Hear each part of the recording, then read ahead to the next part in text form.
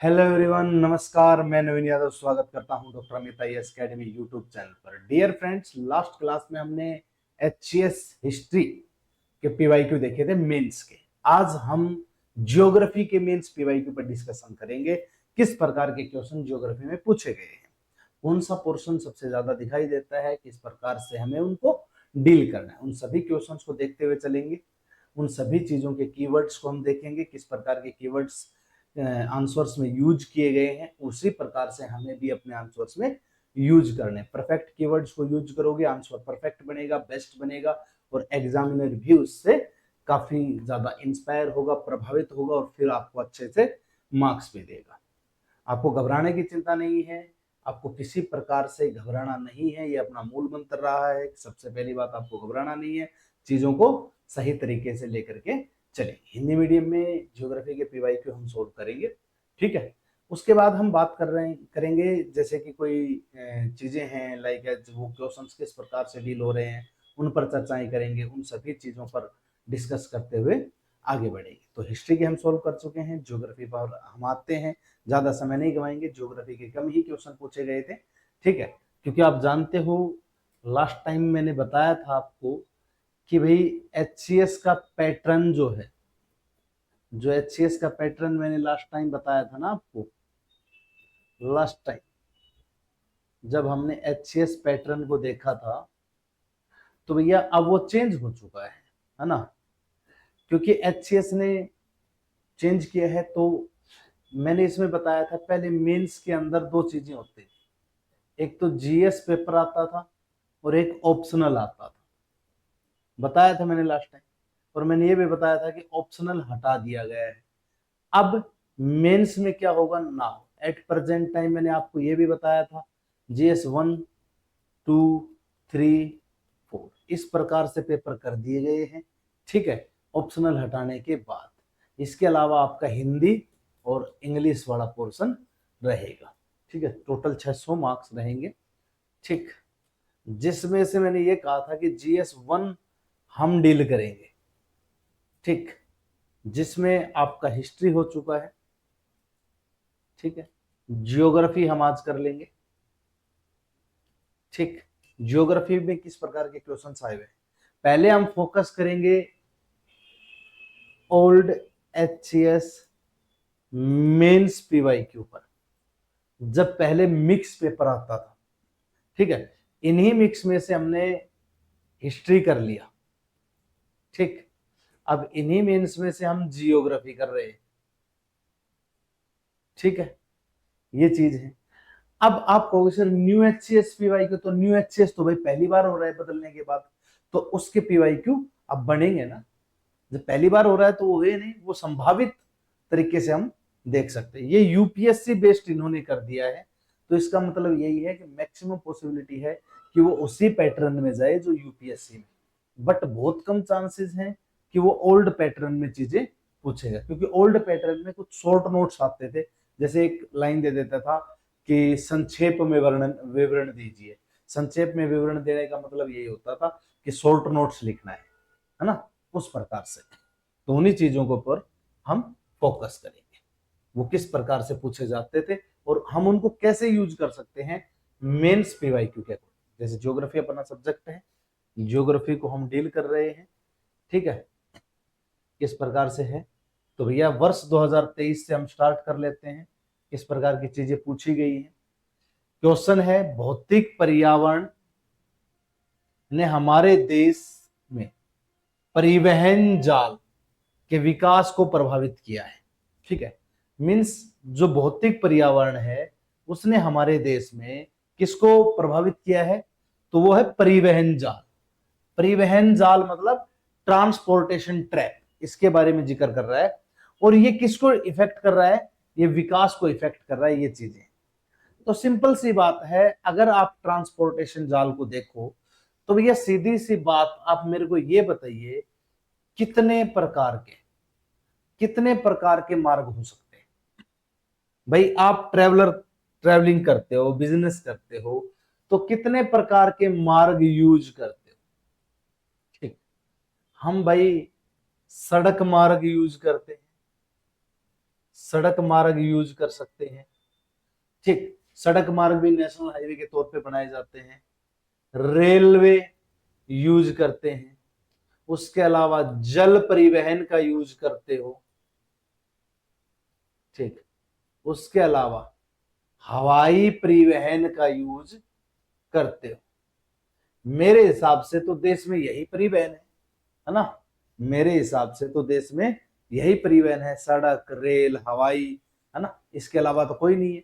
ये विकास में मददगार साबित होते हैं, विकास में मददगार साबित होते हैं, कोई दो राय नहीं है। क्योंकि भाई मैं बता देता हूं, ये विकास की धमनियों के रूप में काम करते हैं। धमनियां, ये जो परिवहन है ना, ये आर्थिक विकास की क्या है? धमनियां है, इकोनॉमिकल डेवलपमेंट की। अगर ये मार्ग ना हो तो शायद हम व्यापार ना कर सके। इस तरीके से आप चीजों को इंट्रो में लिख दोगे, ठीक है? क्योंकि हमारे देश में बहुत सारे रिलीफ फीचर्स हैं, क्लाइमेटिक सिचुएशंस हैं, मिट्टियां हैं, नदियां हैं, है ना? उस प्रकार से तो आप इंट्रो में ये लिख दोगे कि सड़क मार्ग, रेल मार्ग, जल परिवहन, हवाई परिवहन, इनका हम प्रयोग करते हैं। ये हमारे आर्थिक विकास की धमनियों के रूप में जाने जाते हैं या धमनियां हैं।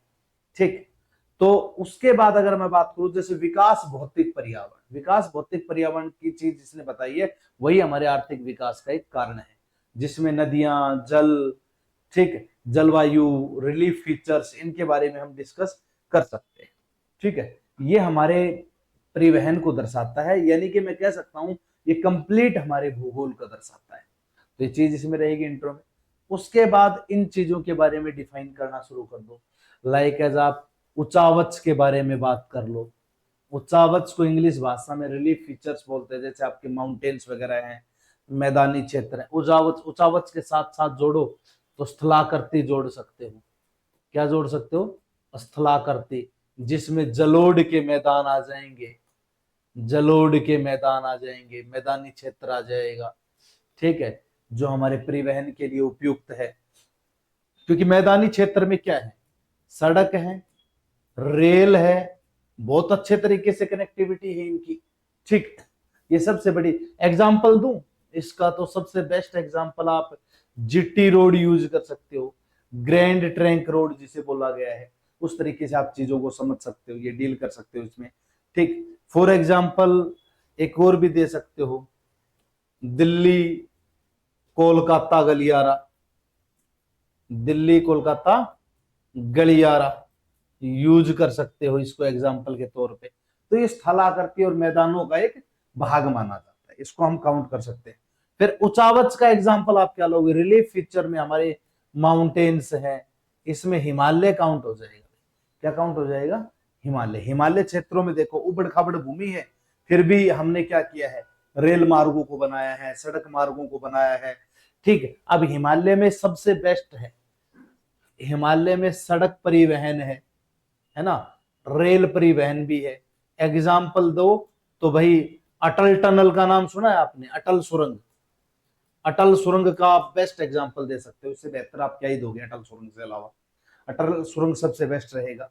ठीक है, रेल का एग्जाम्पल दो, रेल का, तो रेल का एग्जाम्पल आप दे सकते हो चिनाब पुल।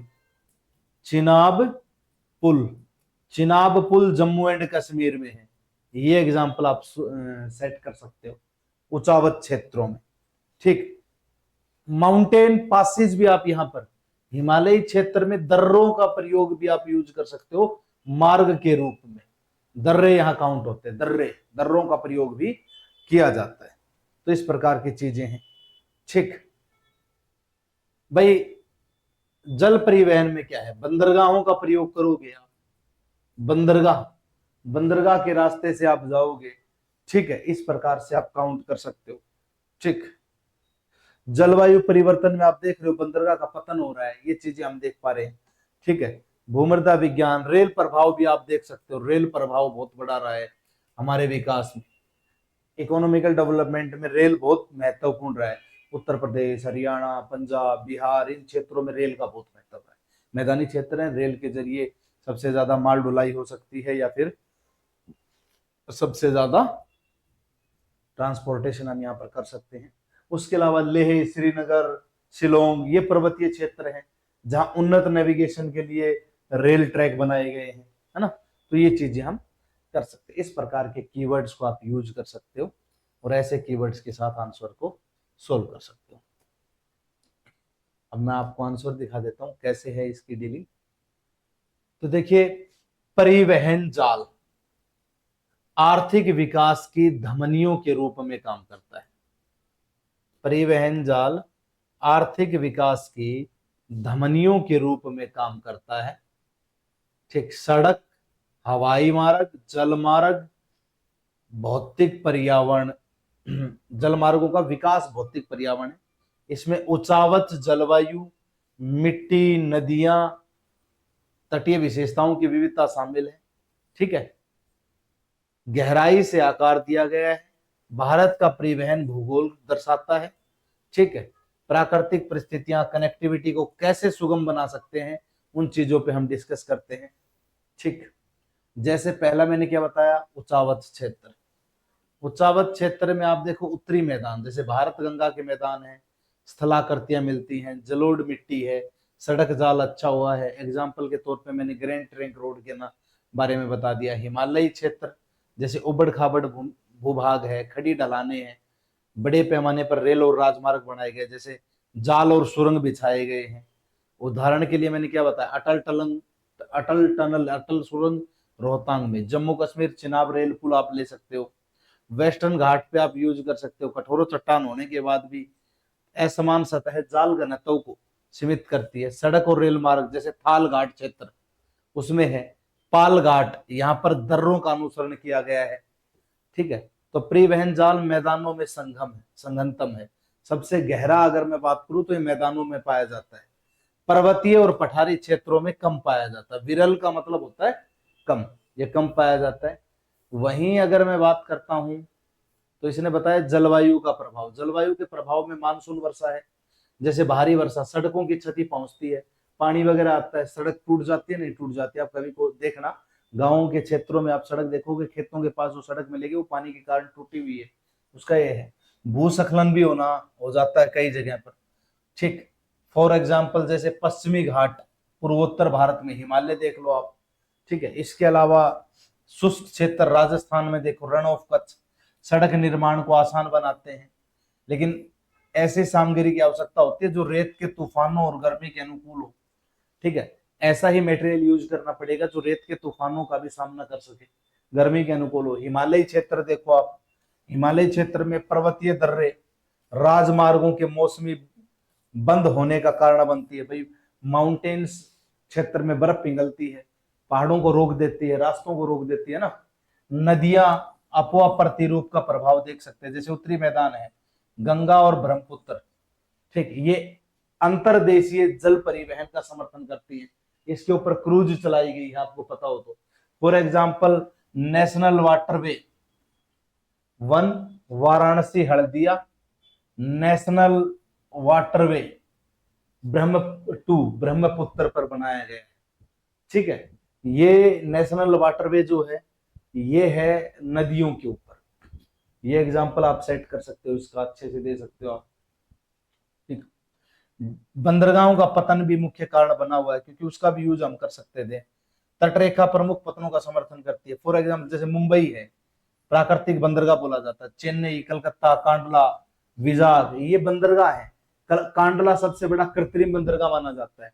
यही सुंदरबन का डेल्टाई क्षेत्र मान लो, दलदली भूमि के कारण रेल सड़क के लिए कठिन हो चुका है।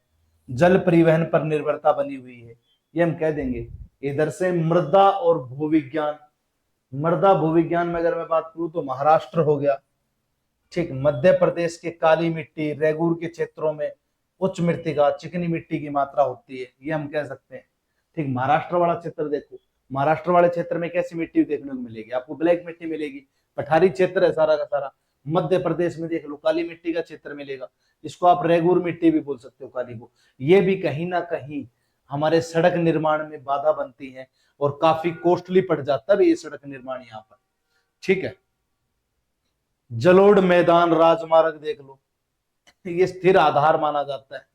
इससे एक्सप्रेस वे गलियारे संभव हो पाते हैं। बिल्कुल जो उपजाऊ मृदा का मैदान है वहां आसानी हो जाती है चीजों को डील करना, वहां एक्सप्रेस वे बना दिए जाते हैं। एक्सप्रेस वे काफी काम आते हैं, नेशनल हाईवेज बोल देते हैं, जैसे दिल्ली आगरा यमुना एक्सप्रेस वे मान लो, आप हमारे दादरी से जा रहे 152D मान लो, तो इस प्रकार की चीजें काम आ सकती है। रेल का प्रभाव देख लो, रेल घनत्व सर्वाधिक माना जाता है, भारत में सबसे बड़ा नेटवर्क है ये, और विश्व का सबसे बड़ा रेल नेटवर्क भारत में ही है।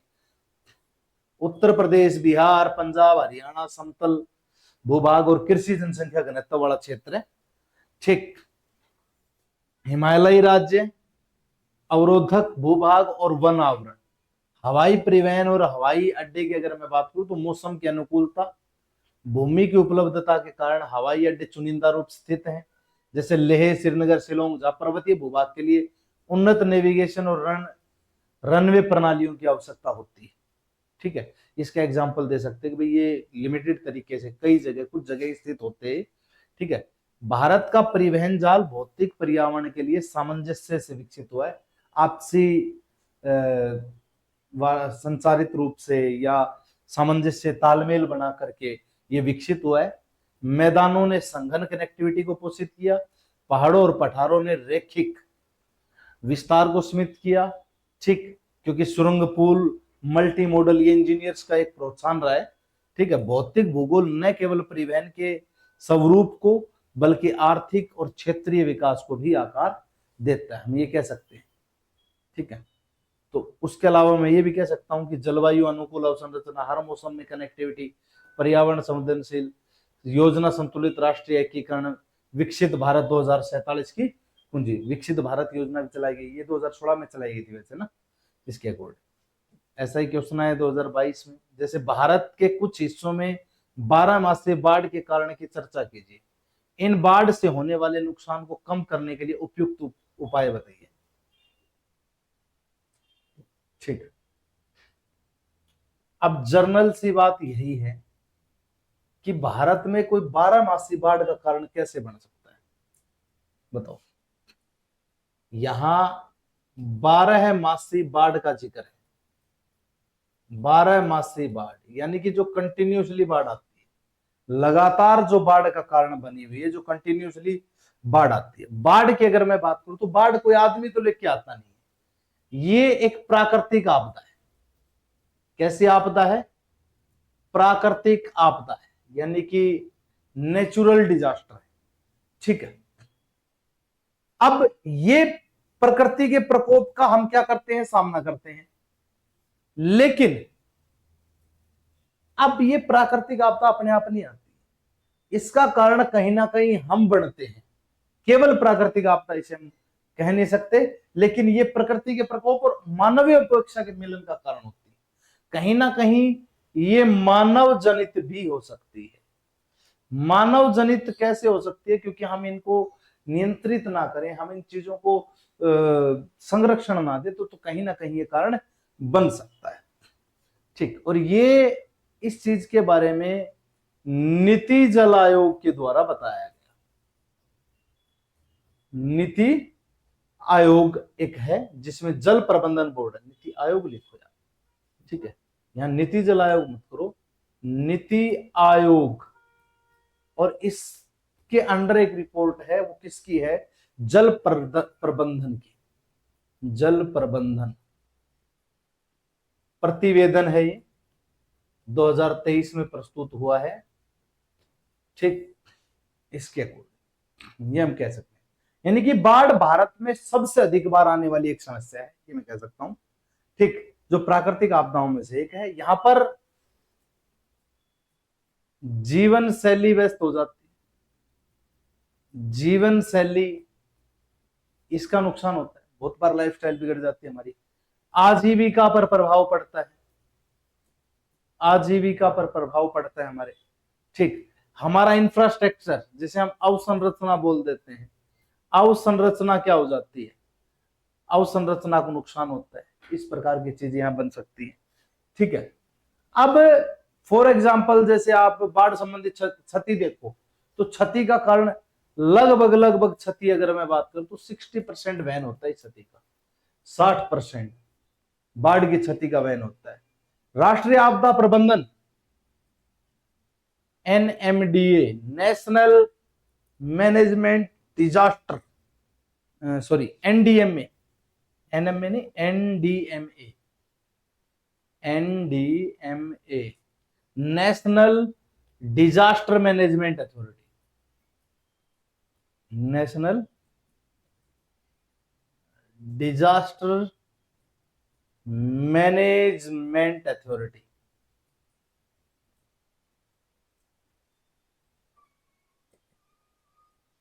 ठीक है। राष्ट्रीय आपदा प्रबंधन की अगर मैं बात करूं प्राधिकरण की 2023 में, तो इसने बताया लगभग 12% कुल भूभाग प्रतिवर्ष बाढ़ परसेंट है।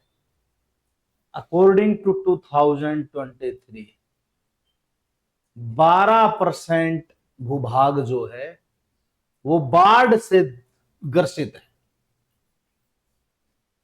ठीक, बाढ़ से ग्रसित है 12% भूभाग, ये हम यूज कर सकते हैं। ठीक है। अब भारत के कुछ हिस्सों में 12 मासी बाढ़ आना कोई बड़ी बात नहीं है। भौगोलिक जल वैज्ञानिक कारक भी हो सकते हैं, क्योंकि हमारे क्षेत्र में बहुत सारी नदियां बहती हैं, हिमालयी नदियां हैं, असम ब्रह्मपुत्र वाला एरिया है, वो भी इसका कारण है। फिर अनियमित वर्षा भी इसका कारण बन सकती है। अनियमित वर्षा, भाई इरेगुलर रेनफॉल जो है वो हम कह सकते हैं, जैसे मेट्रोलॉजी डिपार्टमेंट ने बताया भी है 2022-23 में भारत में 11% ईस्टर्न एरिया में, नॉर्थ ईस्ट एरिया में, और लगभग 8% हमारे समतल मैदानी क्षेत्रों में अधिक वर्षा प्राप्त हुई, जिसके कारण बाढ़ का कारण भी बन जाती है। तो ये हम चीजें कह सकते हैं। तो बहुत सारी चीजें बाढ़ का कारण बनती है ना। इस प्रकार से नदी में गाद जमाव हो गया, गाद जमाव वो कारण बन जाता है बारिश का, ओवरफ्लो हो जाती है नदी, है ना, पानी नीचे रिस नहीं पाता अच्छे से। जैसे कोसी नदी का एग्जाम्पल ले लो, बिहार का शोक बोली जाती है। ठीक, और लगभग इसी के कारण 250 वर्षों से उनका रोना धोना है। तो ये हम कह सकते हैं। तो एक शहरी बाढ़ कारण बन सकती है। शहरी बाढ़, शहरी बाढ़ कारण बनती है शहरों का इंफ्रास्ट्रक्चर। अब मान लो गुड़गांव जैसा नगर है, पानी निकलने की व्यवस्था नहीं, जल निकासी व्यवस्था नहीं है, तो क्या होता है, पूरा का पूरा शहर बारिश के पानी में डूब जाता है। बारिश का पानी इतना भर जाता है कि लोग निकल नहीं सकते। फिर दूसरा, बांध का कुप्रबंधन हो जाता है, बांध कुप्रबंधन। ठीक, बांध कुप्रबंधन कारण बनता है किस बात का, क्योंकि आप डैम प्रोजेक्ट को अच्छे से यूज नहीं करोगे तो पानी बाढ़ में परिवर्तित हो जाएगा। इस प्रकार की चीजों का सामना करना पड़ सकता है। ये सबसे बड़ी चीजें हैं, इस प्रकार के कीवर्ड्स को आप यूज कर सकते हो।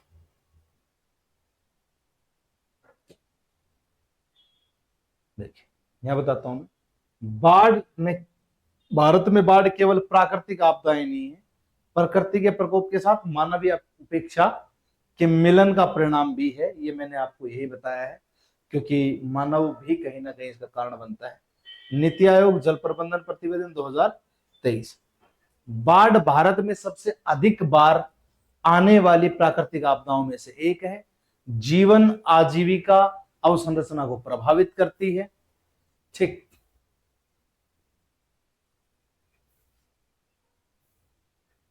राष्ट्रीय आपदा प्रबंधन नेशनल डिजास्टर मैनेजमेंट अथॉरिटी 2023 के अनुसार भारत का लगभग 12% कुल भूभाग प्रतिवर्ष बाढ़ प्रवण है, बाढ़ से ग्रसित है।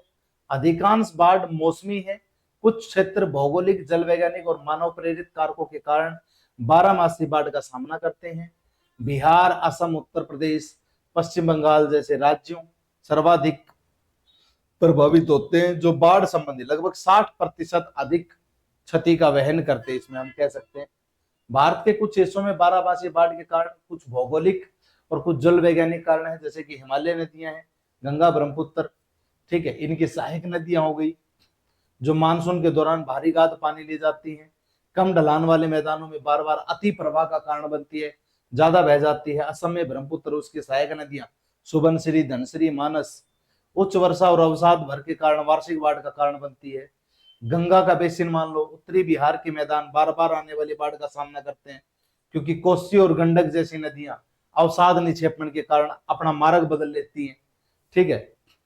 भारी और अनियमित मानसून वर्षा, इंडियन मेटेरोलॉजी डिपार्टमेंट क्या कहता है, 2022-23 में पूर्वोत्तर में 11% और गंगा के मैदानों में 8% अधिक वर्षा प्राप्त हुई।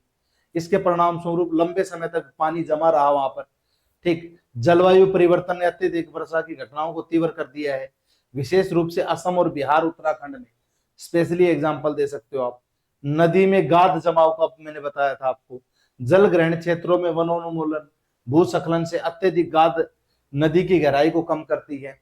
कोसी नदी जिसे बिहार का शोक कहा जाता है, गाद जमाव के कारण 250 वर्षों से अपना मार्ग बदलती आ रही है। ठीक। लगभग 120 किलोमीटर पश्चिम की ओर बदल चुकी है। केंद्रीय जल आयोग की रिपोर्ट है ये 2022 के अनुसार। ठीक है। अतिक्रमण और शहरी बाढ़, बाढ़ के मैदान और नदी तटों के किनारे शहरी जल निकासी को बाधित करता है। गुवाहाटी, असम, पटना अवरुद्ध प्राकृतिक जल मार्गों के कारण शहरी बाढ़ से ग्रस्त है, क्योंकि जल निकासी का प्रबंधन अच्छा नहीं ना, वो रास्ते रुके हुए हैं जिससे शहरों में बाढ़ आ जाती है। दिल्ली के यमुना के बाढ़ के मैदानों में अनियोजित बस्तियां बाढ़ की संवेदनशीलता को बढ़ाती है। अब यमुना क्षेत्र जहां पर लोग बस गए जा जाके, अब वो पानी रुक जाएगा तो बाढ़ ही बनेगी ना उसका। तो ये है बांधों का कुप्रबंधन, संरचनात्मक विफलताएं, अच्छे से डैम प्रोजेक्ट को मैनेज नहीं कर पा रहे हैं और उनका स्ट्रक्चर्ड फेल हो जाता है। ऊपरी धारा के बांधों से पानी का अचानक छोड़ जाना समन्वित पूर्वानुमान के बिना है। निचली धारा में बाढ़ को बदतर बनाता है।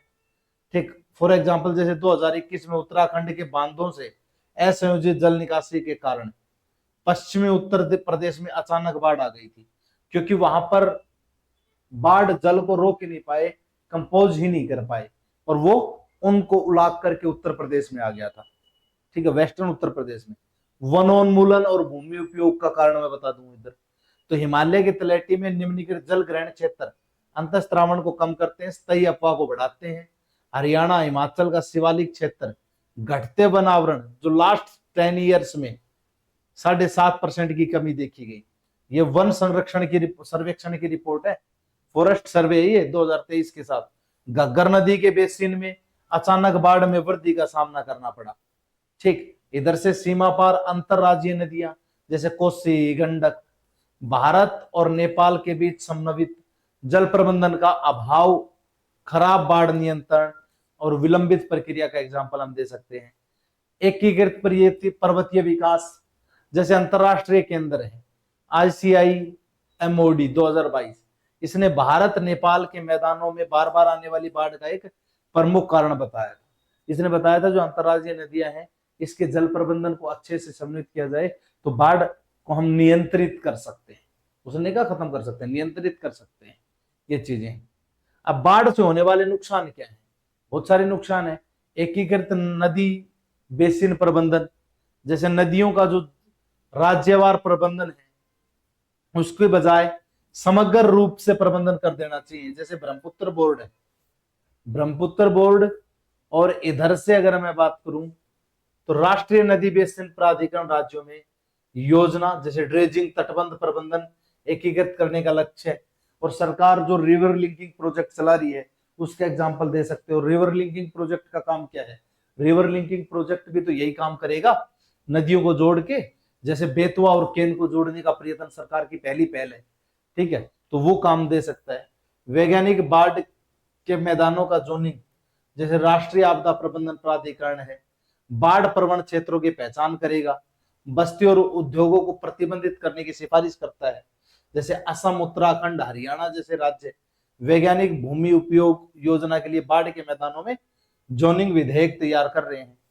इधर से प्रारंभिक चेतावनी पूर्वानुमान प्रणालियां सुदृढ़ करना, केंद्रीय जल आयोग का बाढ़ पूर्वानुमान जो है वो जाल 338 बाढ़ पूर्वानुमान स्टेशनों पर वास्तविक समय के आंकड़े को प्रदान करता है।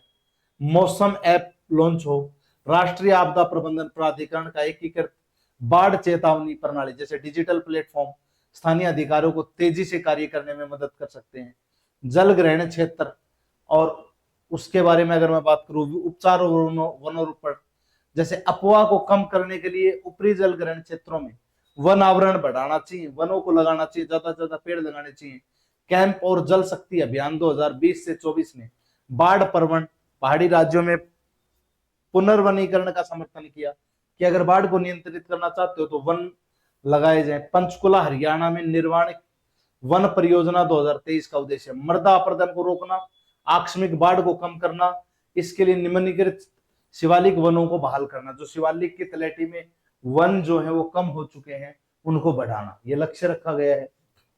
अवसंरचना और जल निकासी, इसमें सुधार, जैसे बाढ़ प्रबंधन सीमा क्षेत्र कार्यक्रम जैसे FMBAP 2021-26, इन योजनाओं के तहत तटबंधों और बांधों की मरम्मत की जाए। बिहार और असम के बाढ़ प्रवण क्षेत्रों में ऊंचे ग्रामीण चबूतरों, ऊंची सड़कों का निर्माण, ये हम कह सकते हैं। हरियाणा की जल निकासी मास्टर योजना 2022 में यमुना बेसिन जिलों में 35 प्रमुख नालों की गाद निकालना शामिल है।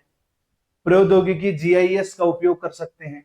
भारतीय अंतरिक्ष अनुसंधान संगठन का अनुभव हम करेंगे इधर से, ठीक है। प्लेटफॉर्म और राष्ट्रीय सुदूर संवेदन केंद्र बाढ़ पूर्वानुमान मानचित्र तैयार किया जाएगा। हरियाणा और असम में 2023 में क्षति आकलन के लिए ड्रोन का उपयोग। समुदाय आधारित आपदा प्रबंधन, जैसे राष्ट्रीय आपदा प्रबंधन प्राधिकरण ने क्या किया है 2017 से 23 के तहत प्रशिक्षित स्थानीय आपदा अनुक्रिया और दल शिखर निकासी में प्रभावी साबित हुए। यानी कि ट्रेंड जो लोग हैं उनको इकट्ठा उनको उसमें बचाव कार्यों में लगाया गया। भारत में बाढ़ जितनी मानव निर्मित है उतनी प्राकृतिक भी है।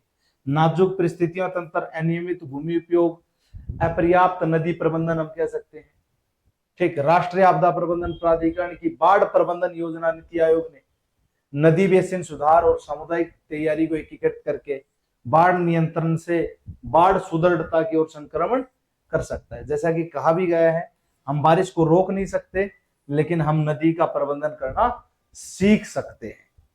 ये बात आपको याद रखनी। साल 2017 में क्वेश्चन आया है, भारत में पर्यटन और परिवहन के लिए नदी जल मार्गों के प्रयासों और संभावनाओं पर चर्चा कीजिए। 200 अंकों में लिखना है, 7 अंक का क्वेश्चन था, 200 शब्दों में लिखना है। भारत में पर्यटन और परिवहन के लिए नदी जल मार्गों के प्रयासों और संभावनाओं पर चर्चा कीजिए। किस प्रकार से नदी जल मार्गों का प्रयोग किया जा सकता है, ठीक। नदी मार्गों का मतलब होता है वाटरवेज, वाटरवेज जिसे हम बोलते हैं जल मार्ग, नदी जल मार्ग। ये कहां बने हुए हैं, नदी पर बने हुए, नदी जल मार्ग है, ठीक है। इनका काम कैसे है, किस प्रकार से वर्क करते हैं, तो मैं आपको बता देता हूं। आपको कुछ वाटरवेज दिखा देने हैं। क्या दिखा देने हैं, कुछ वाटरवेज दिखा देने हैं।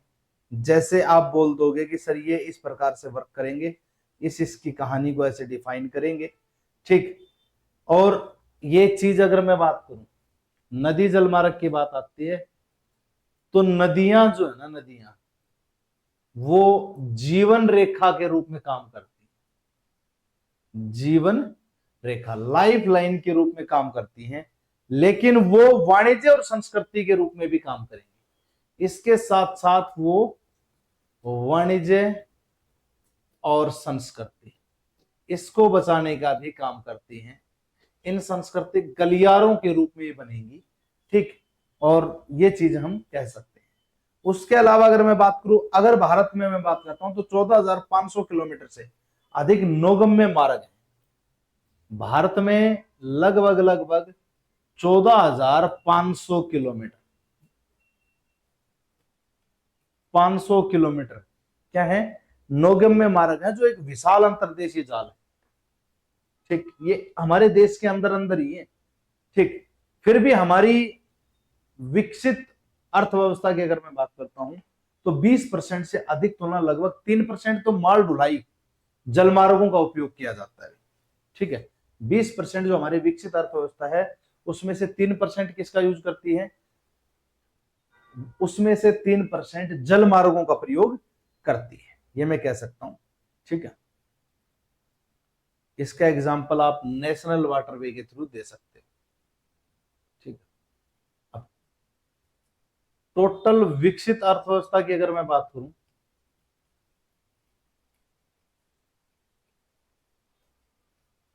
20% में से 3% जल मार्ग का यूज कर, इसका प्रयोग करती है, जल मार्ग का प्रयोग कर चुकी होती है।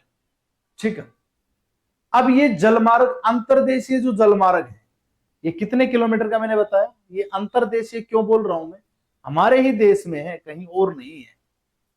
अंतरदेशीय जलमार्ग ये इसीलिए बोला, ये अपने देश के अंदर ही है, ये नहीं है कि ये दूसरे क्षेत्र में जाएंगे, ये अपने देश के अंदर रहेंगे, उसी प्रकार से चलेंगे।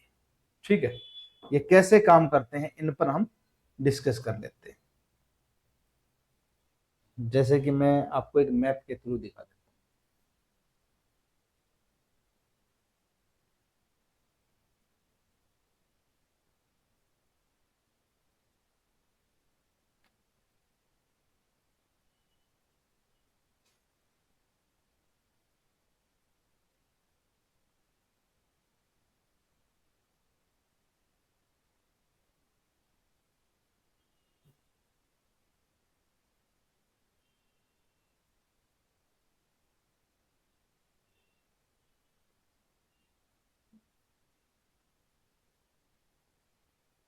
जैसे ये बड़ा एरिया है, नॉर्थ ईस्ट वाला, ये एक एरिया है डबरी, इधर वाले एरिया में,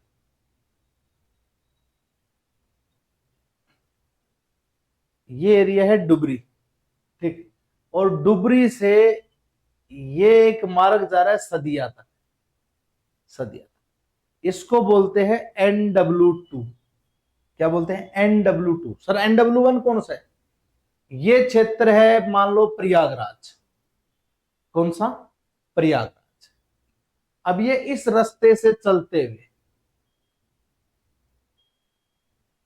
और ये यहां पहुंचा कलकत्ता। कहां पहुंचा? कलकत्ता।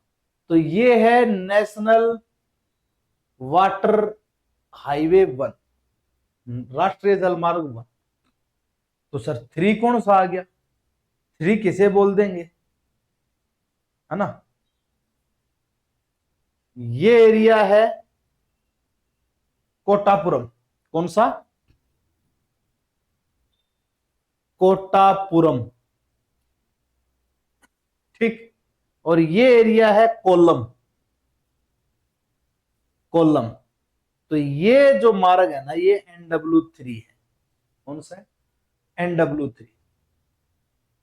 इधर वाला एरिया है पुडुचेरी का, मान लो।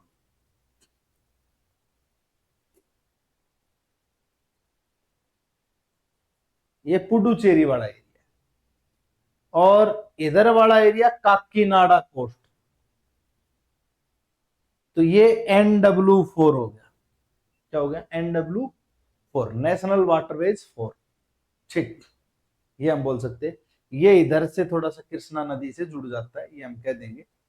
ठीक है, नेशनल वाटरवेज 4। इधर ये कलकत्ता में हल्दिया है ना, हल्दिया। अब इस हल्दिया से लेकर के थोड़ा सा नीचे आए, इसी से जुड़ा हुआ है ये वाला एरिया। ये उड़ीसा की पाराद्वीप है। इधर उड़ीसा की क्या पड़ती है? पाराद्वीप बंदरगाह उड़ीसा में है। ये NW5 है। क्या है? NW5, national waterways 5।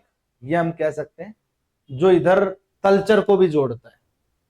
थोड़ा सा उड़ीसा से इधर महानदी के इधर देख ले, तो तलचर को जोड़ने का काम भी करता है। ठीक है, ये हम कह सकते हैं तलचर वाला क्षेत्र, ये तलचर। ठीक, फिर उसके बाद हम देखें तो इधर ब्रह्मपुत्र वाले जोन के नीचे देखो, मेघालय के आसपास इधर वाला जो क्षेत्र है, ये हड़कास, ये है NW6। ठीक, क्या है? NW6, ब्राक वाला एरिया। कौन सा है? ब्राक वाला एरिया है। ये इस प्रकार से आप वाटरवेज को दिखा सकते हो, यानी कि एक वाटरवेज पश्चिमी क्षेत्र में है, बाकी सारे पूर्वी क्षेत्र में बनाए गए। एक मैदानी क्षेत्र सबसे बड़ा यही है भाई, सबसे बड़ा और सबसे छोटा। NW6 सबसे छोटा है, ये मैं कह सकता।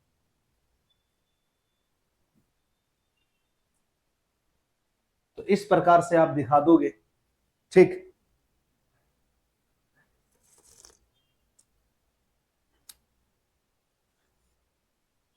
ये आप कर दोगे, अच्छा साबित हो जाएगा, ठीक। ये तो धुआं उठा देगा पेपर में अगर आपने मैप बना दिया तो। और राष्ट्रीय जल मार्ग अधिनियम, जल मार्ग अधिनियम 2016, इसका एग्जाम्पल दे सकते हो, ठीक है। तो इस प्रकार की चीजें रहेंगी। चलो मैं आंसर दिखा देता हूं अब आपको, ऐसे कीवर्ड्स ऐसे परफेक्ट यूज करने मैप वगैरह को।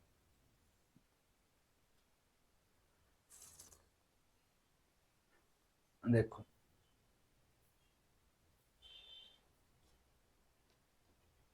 नदियां केवल हमारी जीवन रेखाएं नहीं है, बल्कि वाणिज्य संस्कृति गलियारा भी है, ये नितिन गडकरी कहते हैं। 14,500 से अधिक नौगम्य मार्गों में विशाल अंतर्देशीय जल मार्गों का जाल है। फिर भी विकसित अर्थव्यवस्थाओं में 20% से अधिक की तुलना में 3% माल ढुलाई जल मार्गों से होती है, ठीक है। ये जल मार्ग दिखा सकते हो, ये प्रयागराज से ये हल्दिया तक NW1, ये NW2, ये NW5, ये 4, ये 3 और ये 6, ठीक है। प्रयास किए गए हैं, जैसे कि जलमार्ग अधिनियम 2016, नौवहन पर्यटन क्षेत्रीय विकास परिचालन जलमार्ग 5 से 111 राष्ट्रीय जलमार्गों तक विस्तार, जलमार्ग विकसित परियोजना विश्व बैंक की सहायता NW1 गंगा हल्दिया वाराणसी कार्यान्वित की गई। वाराणसी साहिबगंज हल्दिया में टर्मिनल शामिल है। गंगा परियोजना 2022 क्रूज पर्यटन, तैरते हुए जेट्टी और समुदाय आधारित गतिविधियों के माध्यम से गंगा तट पर आजीविका सर्जन और पर्यटन केंद्र है। रिवर क्रूज पैटर्न पर्यटन, भारत का लक्ष्य 2025 तक 50 से अधिक रिवर क्रूज मार्गों को विकसित करना है।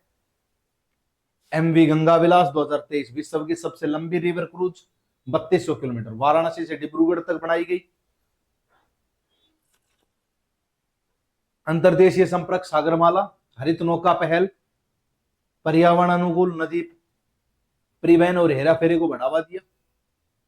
अब इधर नदी परिवहन की तुलना अगर मैं बात करूं 30% सस्ता है, 60% अधिक ईंधन कुशल है, कार्बन उत्सर्जन, यातायात भीड़ कम होती है, ग्रामीण पर्यटन रोजगार को बढ़ावा, केंद्रित अवसंरचना सेंट्रलाइज इंफ्रास्ट्रक्चर स्ट्रक्चर में भारत की जलमार्ग हरित परिवहन विकल्प विरासत पर्यटन स्थानीय आजीविका के लिए एक उत्प्रेरक के रूप में विकसित हो सकते हैं, ये मैं कह सकता हूं।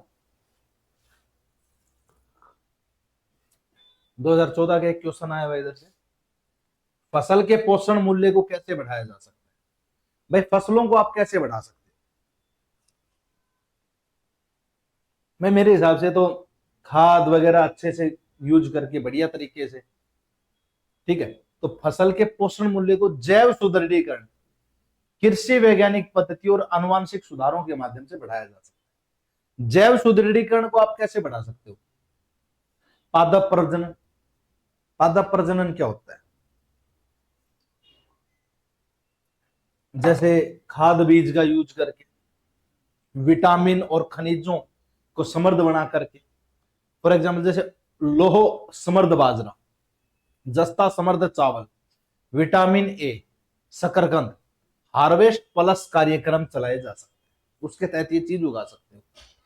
कृषि वैज्ञानिक सुदृढ़ीकरण में आप कैसे करोगे, जैसे जिंक सल्फेट हो गया, बोरोन हो गया, आयरन चिलेट्स हो गया, सूक्ष्म पोषक तत्व हो गए, वो उर्वरकों का अनुप्रयोग हो सकता है। मृदा स्वास्थ्य प्रबंधन की अगर मैं बात करूं तो जैविक खाद, फसल चक्कर, मृदा स्वास्थ्य बोर्ड कार्ड योजना 2015, पोषक तत्व और अवशोषण में सुधार किया जा सकता है।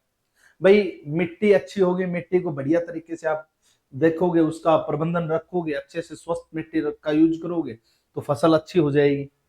उसके पोषक तत्व बढ़ाने होंगे, अनुवांशिकी संशोधन करना होगा, पोषक तत्व संवर्धित जीएम जीएम किस्मों का यूज करना होगा, ठीक है, ताकि उच्च गुणवत्ता बनी रहे। हरियाणा में महिलाओं और बच्चों के बीच लौह सेवन में सुधार, जैव सुदृढ़ बाजरा धन शक्ति को व्यापक रूप से बढ़ावा दिया जाता है, क्योंकि भाई आयरन की कमी एनीमिया जैसी रोग को बढ़ावा देते, इसलिए आयरन के लिए बहुत सारी चीजें हैं, लेकिन हम बाजरे का यूज खासकर सर्दियों वगैरह में करते हैं, ठीक, उस चीज के लिए। भूकंप के कारणों का वर्णन करें और भूकंप रोधी इमारतों के निर्माण के लिए उपायों का सुझाव करें, ठीक। अब देखिए, भूकंप आपने पढ़ा है प्री में, बहुत अच्छे से डिफाइन किया, बहुत बढ़िया तरीके से पढ़ा है, बट यहां बोल रहा है कि भूकंप रोधी इमारतों के निर्माण के उपायों का सुझाव देना है।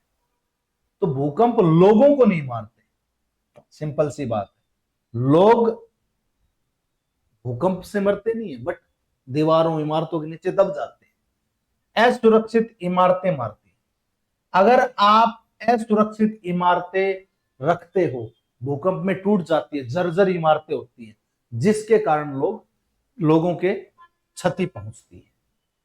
भूकंप पृथ्वी की पपड़ी में ऊर्जा के अचानक मुक्त होने के कारण होते हैं। मुख्य रूप से विवर्तनिकी प्लेट गतिविधियों के कारण होता है। भारत भारतीय और यूरेशियन प्लेट के अभिसरण पर स्थित है, जिससे यह अत्यधिक असुरक्षित है, जिसमें 59% भूभाग मध्यम गंभीर भूकंपों के प्रति प्रवण है। राष्ट्रीय आपदा प्रबंधन प्राधिकरण की रिपोर्ट देखो,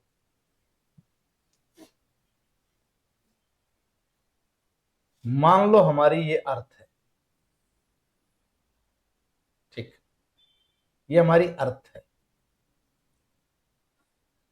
अब अर्थ में मान लो कोई एक पॉइंट है ये, और इस पॉइंट से एनर्जी रिलीज हुई, इस पॉइंट से क्या हुई, एनर्जी रिलीज हुई।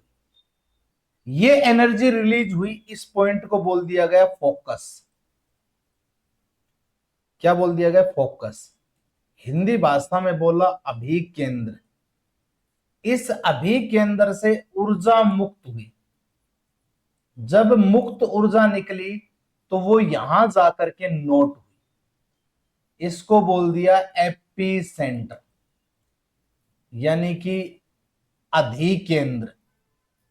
अधिकेंद्र यहां पर नोट हुई। अब ये बिल्कुल किसके ऊपर होता है, ये बिल्कुल होता है फोकस के ऊपर। अब यहां जब रेज नोट हुई है और यहां से ऊर्जा निकली है, तो इस बीच हमारी धरती में क्या हुआ, कंपन हुआ, वाइब्रेशन हुआ, और इसी वाइब्रेशन को नाम दे दिया हमने भूकंप। खाना खाने के बाद डकार ली है ना, वो डकार से बॉडी में वाइब्रेशन हो जाता है, वही है। या कभी आपने मान लो मेरा हाथ यहाँ रखा हुआ है, काफी टाइम तक रखा हुआ, रखे रखे सुन्न हो जाता है, उसके अंदर वाइब्रेशन होता है, उसी प्रकार से आप इसको मान सकते हो भूकंप, ठीक है। इस चीज से भूकंप आता है। अब जो भूकंप निकलता है, इसमें पी एस इस प्रकार की वेव्स निकलती है, ये तरंगे निकलती जो नोट होती, ठीक। ऐसे ही लव और रेले वेव निकलती हैं यहां से, तरंगे, ये भी तरंगे होती हैं, बट ये होती है सतही तरंगे। क्या होती हैं, सतही तरंगे, और इन्हें बोलते हैं बॉडी तरंगे। क्या बोल देते हैं, बॉडी तरंगे। इस प्रकार की तरंगे निकलती हैं, यानी कि भूकंप का कारण है एक प्रकार से वाइब्रेट करना। अब मुख्य कारण यही है इसका मेन, एक तो ये नेचुरल प्राकृतिक रूप से आ सकते हैं, ये कीवर्ड में प्राकृतिक रूप, प्राकृतिक रूप में प्लेट विवर्तनिकी एग्जाम्पल हो सकता है, विवर्तनिकी। दूसरा ज्वालामुखी भी कारण हो सकता है, ठीक। एक आता है मानव जनित। मानव जनित में क्या है, ड्रिलिंग प्रोजेक्ट हो गए, ड्रिलिंग परियोजनाएं हो गई, ठीक, बांध परियोजनाएं हो गई। बांध परियोजना का एग्जांपल बता देता हूं, कोयना डैम। कोयना बांध परियोजना के कारण भूकंप आया था भारत महाराष्ट्र के अंदर, ठीक है। तो ये कारण हो सकते हैं, मानव जनित भी हो सकते हैं और क्या हो सकते हैं, वो भी प्राकृतिक। अब भारत कहां है? प्लेट विवर्तनी की के रूप में देखो तो भारत जो है ना, वो भारतीय और एक दूसरी प्लेट है यूरेशियन। इस प्लेट के अभिसरण क्षेत्र में है। कहां पर है? अभिसरण क्षेत्र में। और इस अभिसरण क्षेत्र के कारण ये क्या हुआ है, भूकंप जोन बना है, ठीक। भूकंप के जोन बांट सकते हो, 2, 3, 4, 5। मोस्ट डेंजरस, ठीक, ये मोर डेंजरस, ये थोड़ा सा लेस, और ये नो डेंजरस। इतना खतरनाक नहीं होता दूसरा, बट बहुत कम। सबसे ज्यादा डेंजरस पांचवा है, पांचवा और चौथा तो बहुत खतरनाक है, ये हम कह सकते हैं। इस प्रकार से कीवर्ड्स को आप यूज कर सकते हो। अब देखते हैं क्या लिखा हुआ है उसमें, कहानी क्या बताती है। तो नहीं, भूकंप लोगों को नहीं मारते, सुरक्षित इमारतें मारती हैं। पपड़ी की ऊर्जा में अचानक मुक्त होने के कारण, मुख्य रूप से विवर्तन की गतिविधियों के कारण भारतीय और यूरेशियन प्लेट के अभिसरण क्षेत्र पर स्थित है। 59% भूभाग मध्यम या गंभीर भूकंपों के प्रति प्रवण है। भारत में भूकंप के प्रमुख कारण विवर्तनिक की गतिविधियां, भारतीय प्लेट का यूरेशियन प्लेट से टकराना, प्रतिबल संचय, काउंटर फोर्स एक्यूमुलेट करता है जो हिमालयी जोन 5 में अक्सर होता है।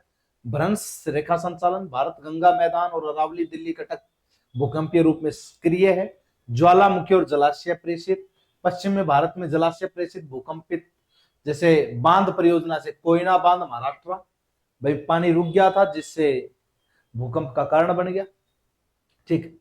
मानव प्रेरित कारण, गहन खनन, भूजल अत्यधिक निष्कर्षण, हाइड्रोकार्बन अन्वेषण, ये भी हो सकते हैं।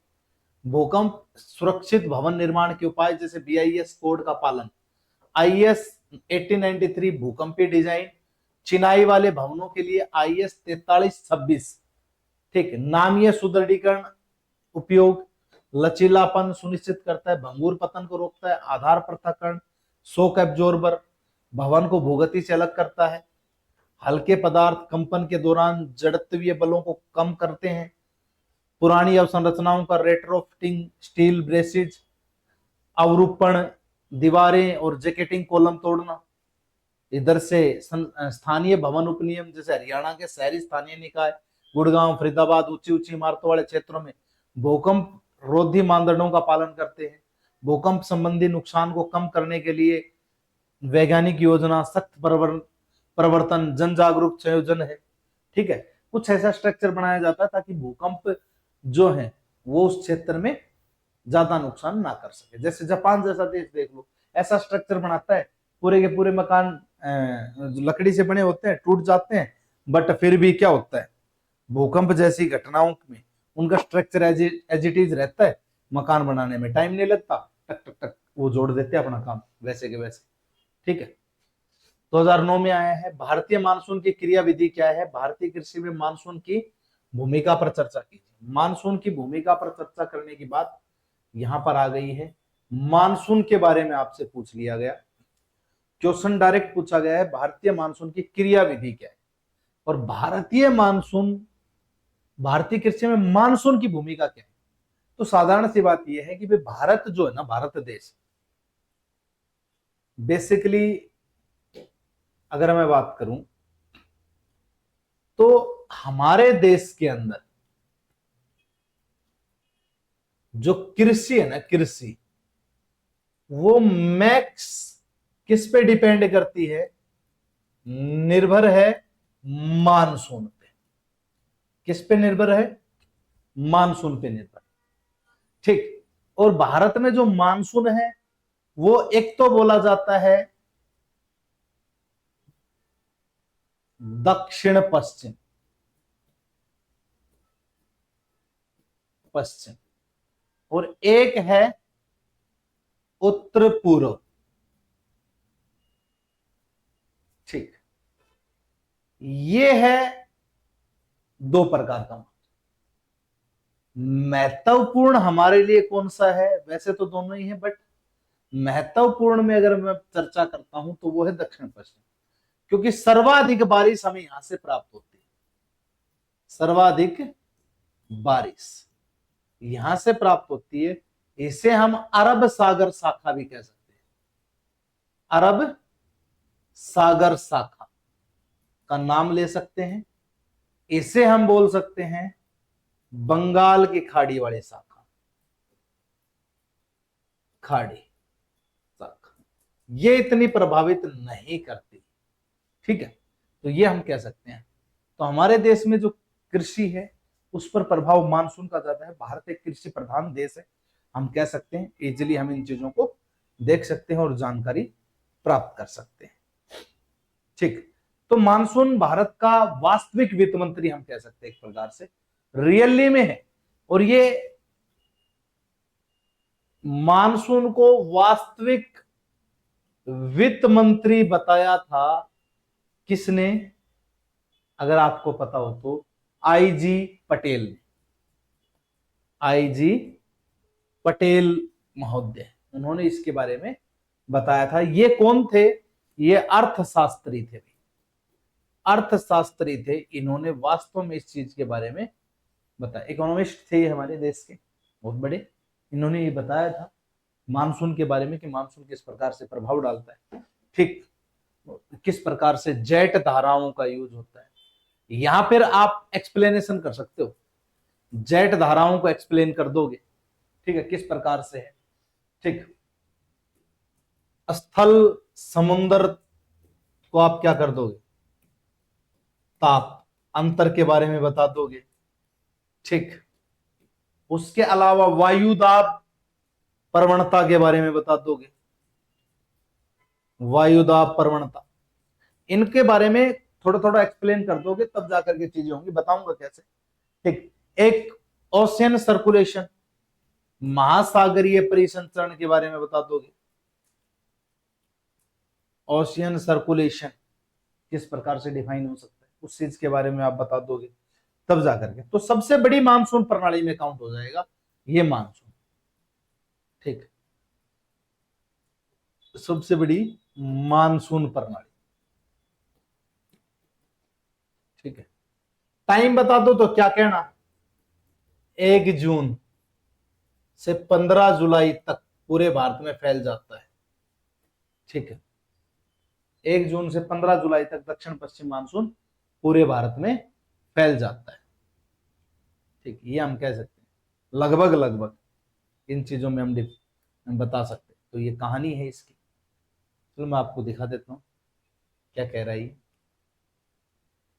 मानसून भारत का वास्तविक वित्त मंत्री आईजी पटेल। भारतीय मानसून समुद्र स्थल तापीय अंतर, वायुदाब, जेट धाराओं, महासागरीय परिसंचरण द्वारा एक जटिल वायुमंडलीय प्रणाली है। विश्व के सबसे बड़ी मानसून प्रणाली है। भूमि और समुद्र का विभेदक कैसा होता है? जैसे गर्मियों में महाद्वीप गर्म होते हैं और हमारे पास महासागर है, हिंद महासागर। हिंद महासागर जो है वो उतना गर्म जल्दी नहीं हो पाता जितना जल्दी महाद्वीप, क्योंकि पानी और धरती में सबसे जल्दी गर्म धरती। धरती ठोस है इसलिए। ठीक, क्योंकि उसके पार्टिकल्स मॉलिक्यूल्स नजदीक नजदीक है ना, तो जल्दी हीट ट्रांसफर हो जाती है। उत्तर पश्चिमी भारत पर निम्न दाब वायुदाब द्रोणी बनती है। जब हिंद उप महाद्वीप गर्म होता है तो हमारे यहाँ उत्तर पश्चिमी भारत, नॉर्थ वेस्ट एरिया में क्या हो जाता है? लो प्रेशर जोन क्रिएट होता है और महासागर में हाई प्रेशर जोन। ठीक, अब आर्द्र पवनें समुद्र से भूमि की ओर चलती हैं। अब हाई प्रेशर से लो प्रेशर की ओर विंड मूव करती हैं। ये तो यूनिवर्सल ट्रूथ है। तो ये है, ये जो पवनें आएंगी ये कैसी आएंगी हमारे पास? ये ह्यूमिड विंड आएंगी। ह्यूमिड विंड आएंगी। इन ह्यूमिड विंड को ही ह्यूमिडिटी के रूप में जाना जाता है। अंत उष्णकटिबंधीय क्षेत्र, जैसे आईटीसीजेड जोन बनेगा।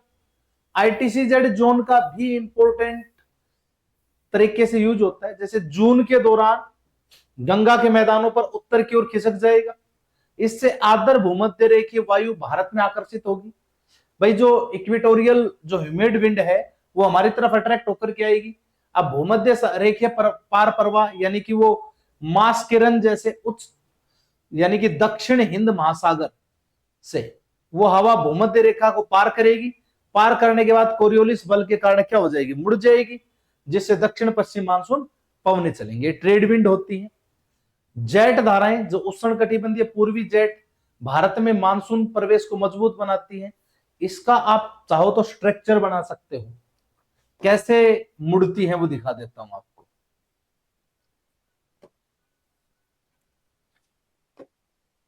जैसे हमारी धरती है, ये भूमध्य रेखा है, ये हमारा भारत है, ठीक। यहां ट्रेड विंड चलती है नॉर्थ ईस्ट और ये साउथ ईस्ट। ये जो हवाएं हैं दक्षिण हिंद महासागर से, ये जब आईटीसी जेड जोन इधर खिसकता है ना, तो खिसकने के बाद ये इधर से यूं यूं जाती है। जैसे ये भूमध्य रेखा को पार करती है तो कोरियोलिस बल इनको भारत की तरफ मोड़ देता है। तो भारत में ये कौन सा मानसून हो गया, दक्षिण पश्चिम। तो हमारे लिए मानसून लाने वाली हवाएं कौन सी है, साउथ ईस्ट ट्रेड विंड, व्यापारिक पवने।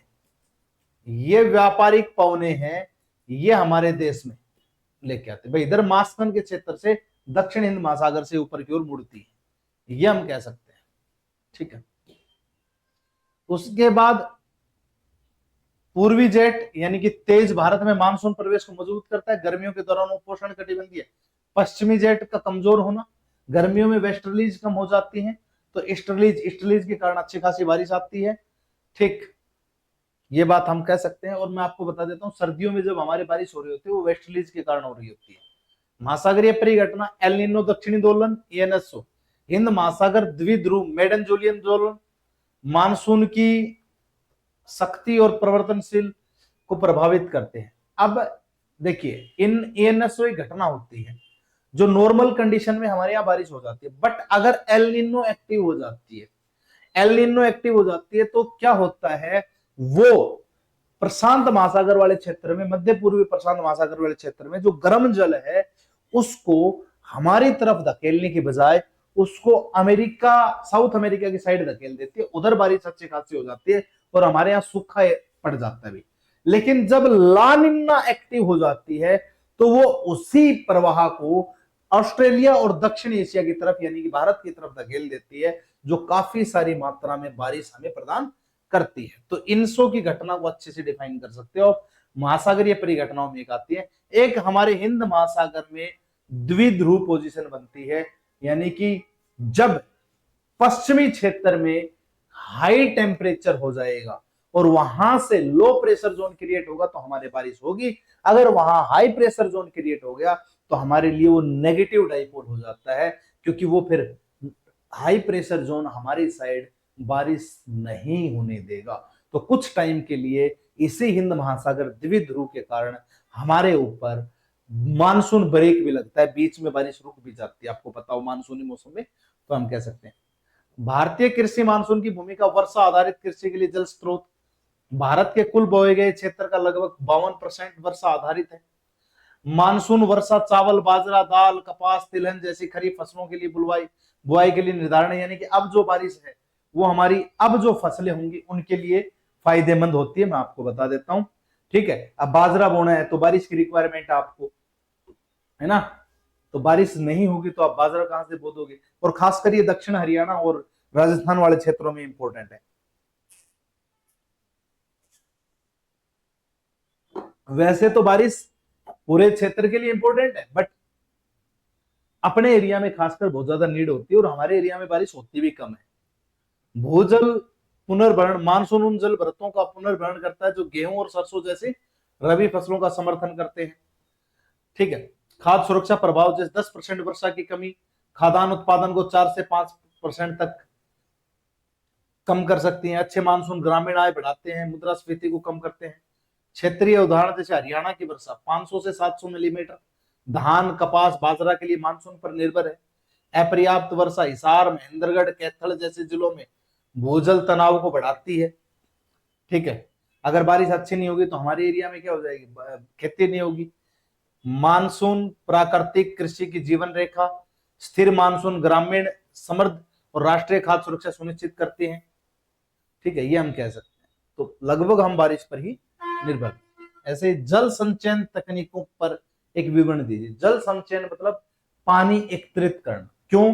क्योंकि एक तो भाई भूजल संरक्षण करना, दूसरा अंडरग्राउंड वाटर को भी हम पेट्रोनेज देंगे, दूसरा राजस्थान जैसा क्षेत्र हो गया, उन क्षेत्रों में भारी पानी की कमी के कारण वो लोग बारिश का जल संचयन करने का काम करते हैं। तो उसके तकनीकों पर विचार की बात की गई है, टेक्निक्स की बात हुई है वहां पर, वो कैसे होंगी। तो देखिए, जल संचयन जल की कमी को दूर करने के लिए, पानी की कमी होगी तभी तो करेंगे ना, सुनिश्चित करने के लिए वर्षा जल अपवाह या भूजल का संग्रहण, ठीक, भंडारण और कुशल उपयोग है। भाई बारिश का पानी आ जाए उसको इकट्ठा करो, अपवाह या भूजल है उसको संरक्षण दो, उसको संग्रहण करो, भंडारण और कुशल उपयोग है। अनियमित मानसून और अत्यधिक दोहन के लिए किए गए जल भर्तों के कारण यह भारत में आवश्यक है। ठीक है, प्रमुख जल संचयन टेक्निक है जैसे छत पर वर्षा जल संचयन। छत पे कैसे करोगे? डैम बना दोगे, सॉरी टैंक बना दोगे बड़े बड़े, और उन टैंकों में क्या करोगे? इस प्रकार से छत का ढलान कर दोगे कि सारा का सारा बारिश का पानी उधर जो छत पे गिरे उस टैंक में चला जाए। ठीक है, वर्षा का जल एकत्रित कर लोगे, जैसे चेन्नई गुड़गांव जैसे शहरों में अनिवार्य है। भाई चेक डैम बनाना, खेत तालाब बनाना, अंतःस्त्रवण टैंक बनाना, समूचे खाइया, इनके जरिए पानी को इकट्ठा किया जा सकता है। ये संरचनाएं क्या करेंगी? अपवाह को कम कर देंगी। ठीक, और भूजल पुनर्भरण को बढ़ाती है, इनके जरिए पानी रिस रिस के नीचे चला जाता है। कुछ पारंपरिक प्रणालियां हैं जो गांवों में हम देख सकते हैं बेसिकली, जैसे राजस्थान और दक्षिण हरियाणा क्षेत्र में जोहड़ है, थार मरुस्थल में कुंड बनाए जाते हैं, दिल्ली हरियाणा में पहले बावड़ी बनाई गई थी, खादीन जैसलमेर क्षेत्र में, अहर पाइपलाइन बिहार क्षेत्र में ये चीजें पारंपरिक प्रणालियों के रूप में जल संचयन के लिए यूज की जाती है। जल संभर विकास जैसे कि मेड़बंदी, सीढ़ीदार खेत और वनस्पतिक आवरण का उपयोग करके एकीकृत मृदा और नमी संरक्षण, महाराष्ट्र में सफल हिवरे बाजार जल संभर प्रतिमान का उदाहरण है। यानी कि आप क्या करोगे? मेड़बंदी, खेत के चारों तरफ दीवार बना दोगे, पानी वहीं रुक जाएगा और वो क्या हो जाएगा? पानी नीचे की तरफ रिस जाएगा, मिट्टी में नमी बनी रहेगी। सीढ़ीदार खेत बना दोगे तो उसी खेत में वो पानी स्टेबल हो जाएगा, या उसके जरिए आप जल इकट्ठा कर सकते हो। ठीक, चारों तरफ बाउंड्री पर पेड़ लगा दोगे तो उससे भी क्या हो जाएगा? एकीकृत मृदा हो जाएगी, नमी का संरक्षण बना रहेगा। ठीक, ये महाराष्ट्र में एग्जाम्पल दे सकते हैं। शहरी जल संचयन, जैसे शहरों में बाढ़ आ जाए, उस बाढ़ को कम करने के लिए, जल भर्तों को फिर से भरने के लिए बायोस्वेल, पुनर्भरण कुएं, तूफानी जल निकासी का आयोजन करना चाहिए। ठीक है, बड़े बड़े कुएं बना देने चाहिए। ठीक है, मेरा पानी मेरी विरासत योजना के तहत हरियाणा अत्यधिक दोहन वाले खंडों में भूजल को बहाल करने के लिए खेत, तालाबों और पुनर्भरण गड्ढों को बढ़ावा देता है। जल संचयन जल सुरक्षा को सुदृढ़ करता है, कृषि का समर्थन करता है, सूखे के जोखिम को कम करता है। अगर पानी इकट्ठा हो जाए, जल संरक्षण कर दोगे तो बहुत बड़ा फायदा हो जाएगा, खेती अच्छी हो जाएगी, सूखा भी नहीं पड़ेगा, बढ़िया तरीके से काम आएगा। अब देखो शॉर्ट नोट कैसे लिखने आते थे, मैं बताता था ना, जैसे संक्षेप में लिखिए। संक्षेप का मतलब शॉर्ट में लिखना है। जैसे बादल फटना, क्या लिखोगे बादल फटने के बारे में? बादल फटना एक मौसमी घटना है, आमतौर पर तीव्र संवहनी गतिविधियां एक छोटे क्षेत्र में 100 मिलीमीटर अधिक बारिश हो जाए प्रति घंटा में, वो उसी को बोल देते हैं बादल फटना, जहां 100 से ज्यादा बारिश हो जाए। हिमालय, उत्तराखंड, हिमाचल, लद्दाख में सामान्य है, क्योंकि गर्म नम हवाएं ठंडी पर्वतीय हवा से मिलती हैं, बादल फट जाते हैं, आकस्मिक बाढ़, भूस्खलन और अवसंरचना को क्षति होती है। 2013 की केदारनाथ आपदा इसी का एग्जाम्पल है। हिमाचल में हाल ही की कुछ घटनाओं में देखा गया था, जलवायु परिवर्तन इसकी आवृत्ति को तेज कर देता है। पर्वतीय क्षेत्र विकास जैसे 1974 से 75 में शुरू किया गया, HADP का लक्ष्य रखा गया। परिस्थिति के रूप से नाजुक पहाड़ियां हो गई, क्षेत्रों का संतुलित विकास इसका करना उद्देश्य था। मृदा संरक्षण, वन रोपण, बागवानी, जल संभर प्रबंधन, ग्रामीण सड़क आजीविका विधानीकरण पर केंद्रित था। हिमाचल प्रदेश, उत्तराखंड, तमिलनाडु, पूर्वोत्तर जैसे क्षेत्रों में इसका लाभ हुआ।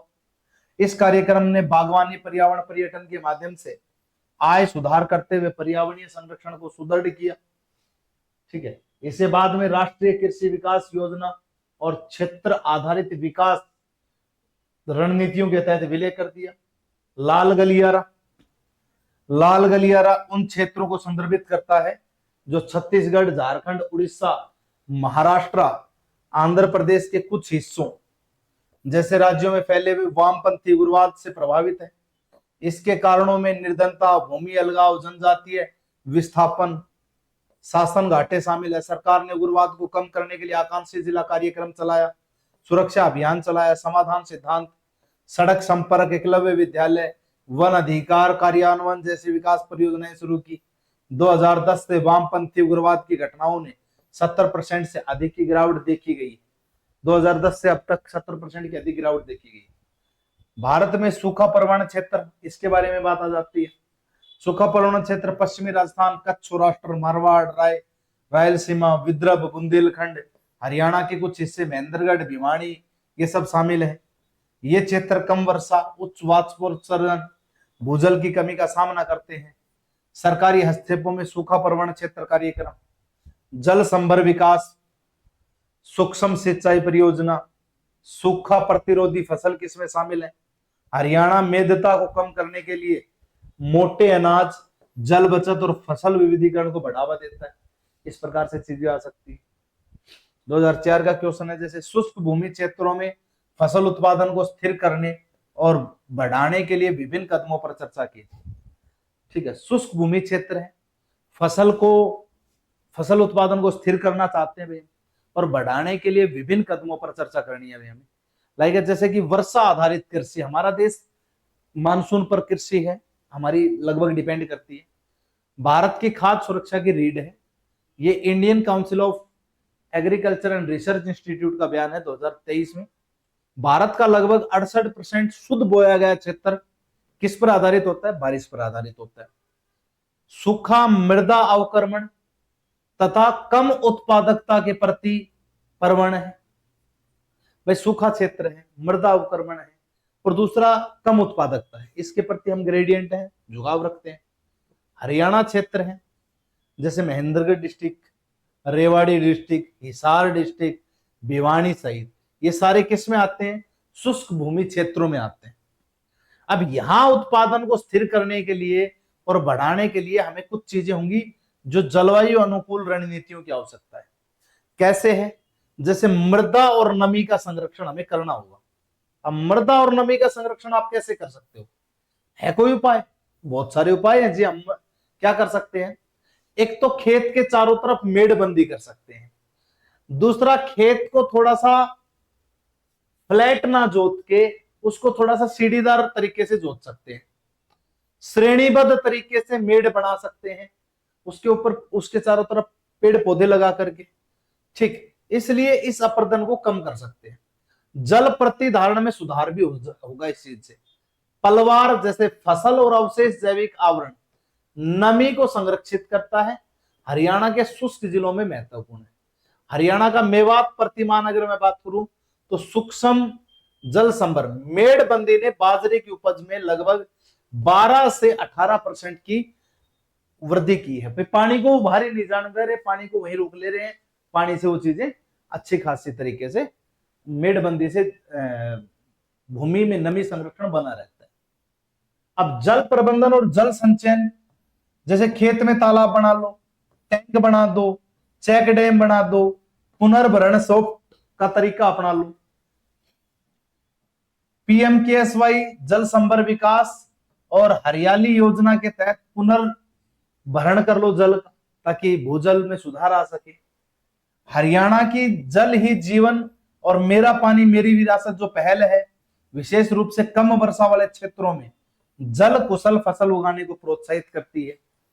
इधर से सूखा प्रतिरोध है, जलवायु लचीली फसल किसमें है, जैसे बाजरा हो गया, बाजरा, ग्वार, मोठ दाल जैसी आती है मोटी मोटी चीजें, दलहन, बागवानी, फसलों की पदोन्नति, जैसे आईसीआर क्या कहता है, ICR, Indian council of agriculture culture research institute क्या कहता है, सूखा सहिष्णु किस्में जैसे HHB67 इंप्रूव्ड, ये बाजरा की किस्म है। फॉर एग्जाम्पल जैसे अपने लोकल भाषा में इसको भरडिया बाजरा बोल देते हैं, ठीक है। ये कम पानी में भी अच्छे खासे से उग जाता है। वैसे तो बाजरा कम पानी नीड होती है बाजरे को, बट ये उससे भी कम में हो जाता है। हरियाणा के शुष्क क्षेत्रों में व्यापक रूप से अपनाई गई है, बहुत जल्दी पक जाता है कुछ ही लिमिटेड टाइम में, ठीक है। तो इसको HHB67 बोल देते हैं, बढ़िया बाजरा इसे लोकल भाषा में आप कह सकते हो। सूक्ष्म सिंचाई प्रौद्योगिकियां, ड्रिप, स्प्रिंकलर, नोजल वगैरह द्वारा सिंचाई करके जल उपयोग दक्षता 40 से 60% बढ़ा सकते हैं। पीएम कुसुम के तहत हरियाणा किसान और पंप स्थापित करते हैं भाई, इधर से सिंचाई लागत कम होती है, शुष्क क्षेत्रों में कृषि व्यवहार्य बनती है भाई। एकीकृत कृषि प्रणालियां हो गई, जैसे फसल, पशुधन, बागवानी, मत्स्य पालन, इन सभी का संयोजन कर दिया जाए तो आय में विविधता हो जाएगी। हरियाणा के शुष्क जिले जलवायु जोखिम को कम करने के लिए बकरी पालन कर सकते हैं, डेयरी और चारा उत्पादन को एकीकृत कर सकते हैं। तो बहुत सारे उपाय है सरकार जो चला रही है उस तरीके से। दूसरा, संतुलित पोषण का एग्जाम्पल हम दे सकते हैं, मृदा स्वास्थ्य, जैसे जैव उर्वरक हो गए, सूक्ष्म पोषक तत्व हो गए जैसे जिंक और आयरन हो गए, ठीक। जैविक पदार्थों का उपयोग उर्वरता बढ़ा सकता है भाई। हरियाणा में व्यापक रूप से अपनाए गए मृदा स्वास्थ्य कार्ड सुधारात्मक कार्रवाई के लिए पोषक तत्व की स्थिति दर्ज करता है। फसल बीमा और जोखिम प्रबंधन है, जैसे PMFBY है, किसानों को सूखे और फसल के नुकसान से सुरक्षा प्रदान करता है। हरियाणा में अर्ध शुष्क जिले भी है, प्रति एकड़ PMFBY क्या है, जो सूखे और फसल नुकसान के निपटान में सबसे अधिक में से एक माना जाता है। इधर से शुष्क भूमि कृषि में सुधार के लिए जल संरक्षण, जलवायु स्मार्ट फसलें उगानी चाहिए, सूक्ष्म सिंचाई का प्रयोग होना चाहिए, मृदा स्वास्थ्य और संस्थागत सहायता को संयोजित करने वाली एकीकृत रणनीतियों की आवश्यकता है। हरियाणा जैसे राज्यों के लिए महत्वपूर्ण है। एक बड़ी जनसंख्या वर्षा आधारित खेती पर निर्भर करती है भी हरियाणा में, ये हम कह सकते हैं। मृदा संरक्षण पर क्या टिप्पणी कर सकते हो, शॉर्ट में टिप्पणी करनी है भाई। जैसे जो राष्ट्र अपनी मिट्टी को नष्ट करता है वह स्वयं को नष्ट करता है, ये फ्रैंकलिन रूजवेल्ट का कथन है, ठीक। भारत प्रतिवर्ष 5.3 अरब टन मिट्टी को खो देता है, कृषि स्थिरता को गंभीर रूप से प्रभावित करता है। मृदा संरक्षण का उद्देश्य अपरदन को रोकना है, उर्वरता को बनाए रखना है, दीर्घकालिक उत्पादक सुनिश्चित करना है, ठीक है। कैसे बनेगा, तो यांत्रिक अभियांत्रिक उपाय, ठीक, मैकेनिज्म और इंजीनियरिंग तरीके से इसको बनाया जा सकता है।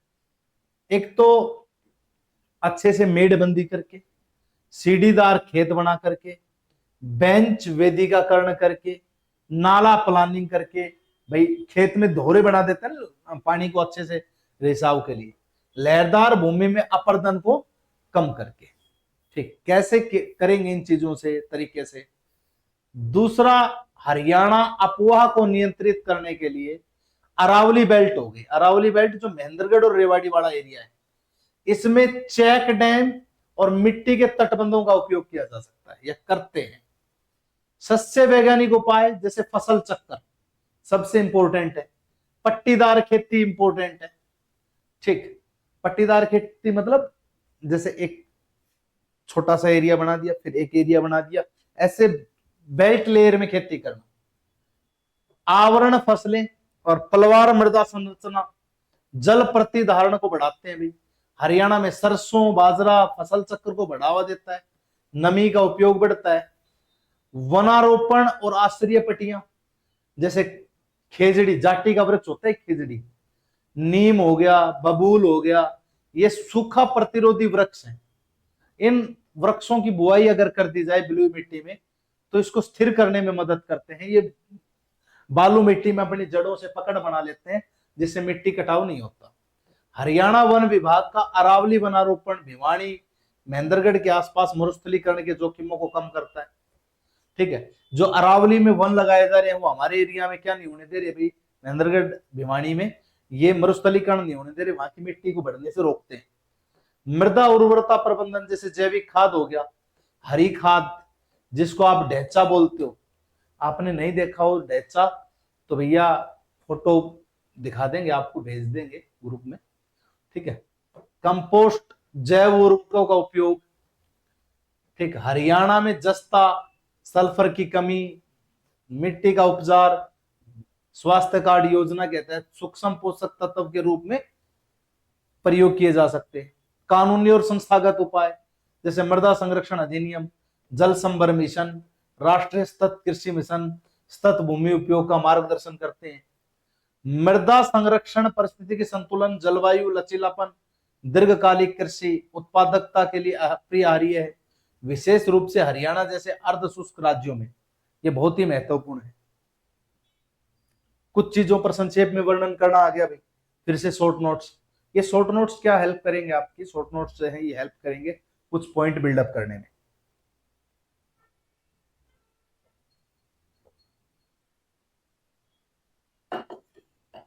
कैसे करेंगे, जैसे जल पिंड और बहुधात्विक पिंड,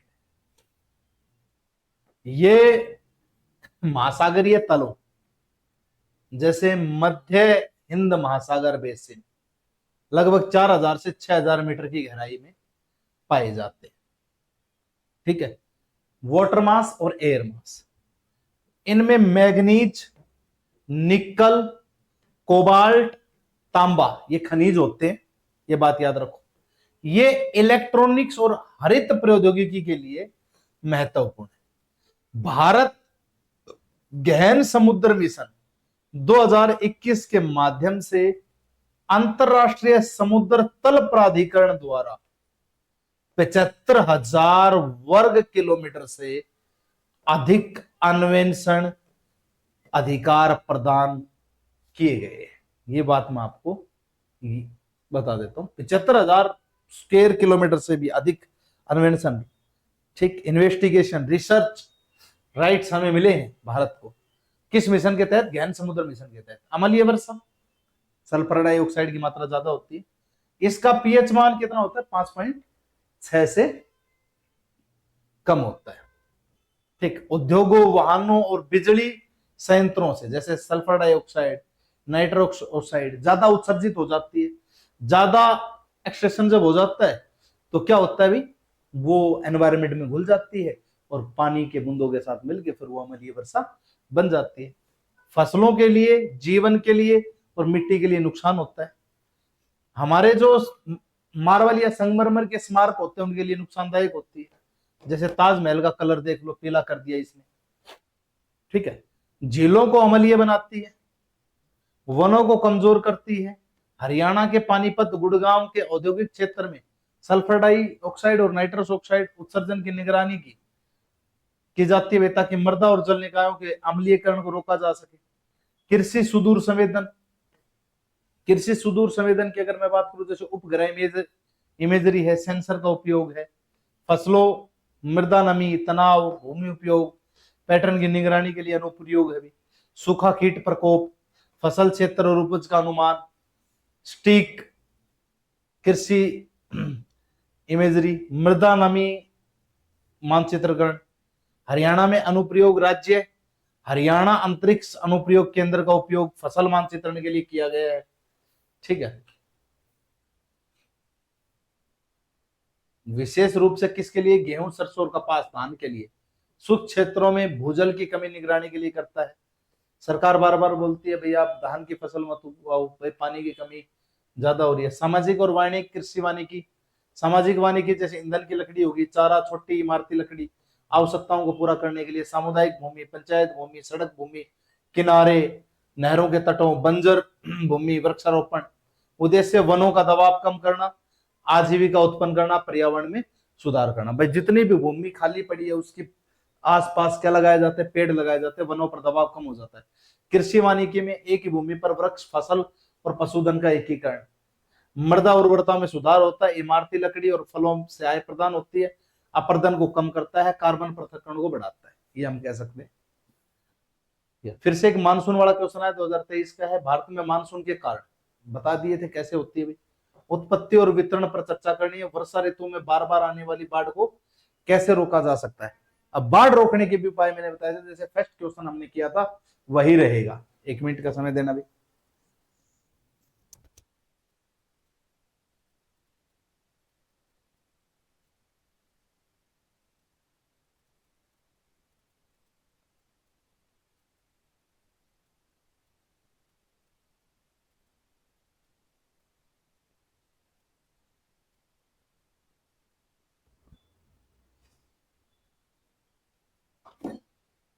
ठीक है, मानसून भारत का वास्तविक वित्त मंत्री है, आर्थिक सर्वेक्षण है, ये बात मैंने कही, आईजी पटेल ने बोला था, अब मैंने बोल दी है आपको। ठीक है ये याद रखना। भारतीय मानसून एक अद्वितीय मौसमी पवन प्रणाली है जो जलवायु, कृषि, अर्थव्यवस्था को नियंत्रित करती है। भारत का लगभग आधा फसली क्षेत्र मानसूनी वर्षा पर निर्भर करता है। ठीक, इसके व्यवहार, खाद्य सुरक्षा और ग्रामीण आजीविका के लिए महत्वपूर्ण हो जाता है। मानसून के कारण और उत्पत्ति, जैसे प्राथमिक कारण भूमि और समुद्र के विभेदक तापमान में निहित। गर्मियों के दौरान भारतीय भूभाग तेजी से गर्म होता है, जिससे एक निम्न वायुदाब क्षेत्र बनता है। दक्षिण हिंद महासागर के ऊपर उच्च वायुदाब क्षेत्र बनता है, नम हवाओं को आकर्षित करता है। आईटीसी जेड जोन भारत के ऊपर उत्तर की ओर खिसक जाता है, जिससे नमी में लदी दक्षिण पूर्वी व्यापारिक पवनें अंदर आती है, कोरियोलिस बल के कारण हमारी तरफ मुड़ जाती हैं, जिससे दक्षिण पश्चिम मानसून का निर्माण होता है। तिब्बती पठार एक उष्मा इंजन का काम करता है, गर्मियों में बहुत ज्यादा गर्म हो जाता है, गर्म होने के बाद वहां से ऊपर से हवाएं उठेंगी, उठ करके वो मेडागास्कर की ओर जाएंगी, फिर वो दक्षिण पूर्वी व्यापारिक पवनों में मिलेंगी, फिर भारत में दक्षिण पश्चिम मानसून के तहत एंटर कर जाएंगी। जेट धाराएं विशेष रूप से उष्ण कटिबंधीय पूर्वी जेट की शुरुआत होती है, तीव्रता में सहायता करती है। एल नीनो, ला नीना जैसी वैश्विक घटनाएं मानसून की शक्ति को महत्वपूर्ण रूप देती हैं। एल नीनो वर्षा को कमजोर करता है, जबकि ला नीना बढ़ाता है। ये बात आपको याद रखना है। मानसूनी वर्षा का वितरण, जैसे अरब सागर और बंगाल की खाड़ी, दो शाखाओं में विभाजित होता है। अरब सागर पश्चिमी घाट, कोंकण, तटीय कर्नाटक में भारी वर्षा का कारण बनता है। बंगाल की खाड़ी उत्तर पूर्व शाखा, जिसमें मासिनराम, चेरापूंजी में दुनिया की सबसे अधिक वर्षा होती है। बाद में पंजाब, हरियाणा, उत्तर प्रदेश सहित भारत गंगा के मैदानों में पश्चिम की ओर बढ़ती है, लेकिन जैसे ही पूर्व से पश्चिम की ओर बढ़ती है तो बारिश में कमी आती चली जाती है। आंतरिक दक्कन का पठार, तमिलनाडु के कुछ हिस्से वृष्टि छाया क्षेत्र में पड़ते हैं, जहां सीमित वर्षा होती है, ना के बराबर वर्षा होती है। इनका पूर्वी भाग जो होता है, वर्षा ऋतु में बार बार आने वाली बाढ़ को रोकना, क्या उपाय हो सकते हैं?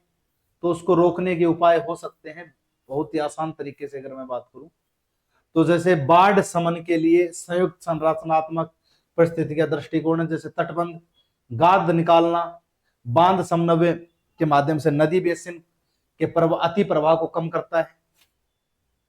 जल संभर विकास, समुच्चय बांधीकरण, वनारोपण करना, अफवाह को नियंत्रित करने के लिए शहरी बाढ़ प्रबंधन, नालियों से गाद निकालना, आर्द्र भूमि संरक्षण, बाढ़ के मैदानों पर निर्माण को प्रतिबंधित करने की आवश्यकता है। डॉपलर रडार का उपयोग करने वाली प्रारंभिक चेतावनी, समुदाय आधारित तैयारी क्षति को कम करती है। हरियाणा जैसे राज्य घग्गर बेसिन के लिए बाढ़ पूर्वानुमान का उपयोग करते हैं। मानसून की बाढ़ को कम करने के लिए पारंपरिक तालाबों को बहाल किया गया है। मानसून की गतिशीलता को समझना, वैज्ञानिक बाढ़ प्रबंधन को एकीकृत करना अनुकूल विकास के लिए महत्वपूर्ण है। ये सारे पॉइंट हम फर्स्ट क्वेश्चन में डिस्कस कर चुके थे। ठीक है, पूर्व की ओर बहने वाली महत्वपूर्ण भारतीय प्रायद्वीप नदियां कौन सी हैं? तो पूर्व की ओर बहने वाली महत्वपूर्ण प्रायद्वीपीय नदियां, जैसे कि जो मध्य भारत में उत्पन्न होती हैं, पश्चिम क्षेत्र में उत्पन्न होती हैं, बंगाल की खाड़ी की ओर बहती है, जैसे गोदावरी, कृष्णा, कावेरी, महानदी, स्वर्णरेखा, वेगई जैसी नदियां। चौड़ी डेल्टा गोदावरी, कृष्णा, कावेरी बनाती हैं, कृषि का समर्थन करती है। ज्वारधनमुख, लेगुन के बीच क्या अंतर है? ज्वारधनमुख अर्ध संलग्न तटीय जल निकाय, जहां एक नदी समुद्र में मिलती है। ज्वारीय प्रभाव, खारा पानी, मत्स्य पालन, बंदरगाहों के लिए महत्वपूर्ण है, जैसे हुगली ज्वारधनमुख, नर्मदा ज्वारधनमुख। ठीक, ये हम कह सकते हैं। इसके प्रभाव देखा जाए तो आकस्मिक बाढ़, भूस्खलन, बस्तियां और कृषि को क्षति पहुंचाते हैं। लेगून में क्या डिफरेंस करोगे? एक उथला तटीय जल है जो समुद्र के एक रेत पट्टी, प्रवाल भित्ति या द्वीप द्वारा अलग होता है, मतलब मेन वाटर बॉडी से अलग होकर के एक छोटा सा वाटर बॉडी बन जाए, उसे बोलते हैं लेगून, जो समुद्री क्षेत्र में, जैसे चिल्का झील। पुलिकट झील, ये लेगून है एग्जाम्पल। ज्वारधनमुख नदी प्रधान ज्वारीय होते हैं और समुद्र के लिए खुले होते हैं। लेगून समुद्र से अलग संलग्न या अर्ध संलग्न जल निकाय बोले जाते हैं। बादल फटने की परिघटना, जैसे बादल फटना एक अचानक अत्यधिक भारी वर्षा की घटना है, बहुत छोटे क्षेत्रों में कम अवधि में होती है। 1 घंटे में 100 मिलीमीटर से अधिक वर्षा होती है। बादलों का तीव्र ऊर्ध्वाधर विकास, क्यूमुलोनिम्बस बादल, जिसको बोलते हैं हम मूसलाधार वर्षा वाला कपासी वर्षा मेघ। पर्वतीय क्षेत्रों में गर्म आर्द्र हवा का तेजी से ऊपर उठना। पर्वतीय प्रभाव, मानसून अवदाबों के कारण नमी का अभिसरण, जैसे हिमालय है, उत्तराखंड, हिमाचल प्रदेश, जम्मू कश्मीर, पश्चिमी घाट, कभी कभी शुष्क क्षेत्रों में सामान्य, यह हम कह सकते हैं। इनका कारण आकस्मिक बाढ़ हो जाता है, भूस्खलन, बस्तियां और कृषि को क्षति पहुंचा सकते हैं। ये चीजें हम याद रखेंगे, ठीक है। तो ये था भी हमारी ज्योग्राफी का एक पैटर्न, जिसके कीवर्ड्स वगैरह को हमने अच्छे से समझ लिया है। कुछ रिपीटेड क्वेश्चंस थे जिनको मैंने यहीं पे सोल्व कर दिया है। कुछ शॉर्ट नोट्स टाइप की चीजें थी जो मैंने आपको बता दी हैं किस प्रकार से। वो शॉर्ट नोट्स हेल्प करेंगे आपके आंसर राइटिंग को बिल्डअप करने में। जो छोटे छोटे पॉइंट्स, फैक्ट्स बनते हैं वो बहुत अच्छे से डिफाइन कर सकते हैं उन चीजों का यूज करके, ठीक। और दूसरी बात मैं आपको बता देता हूं, जो जो जिस प्रकार से मैंने आपको कीवर्ड लिख के बताए हैं उसी तरीके से आपको वो करते रहना है, ठीक है। उन चीजों को बेहतर बनाया जा सकता है।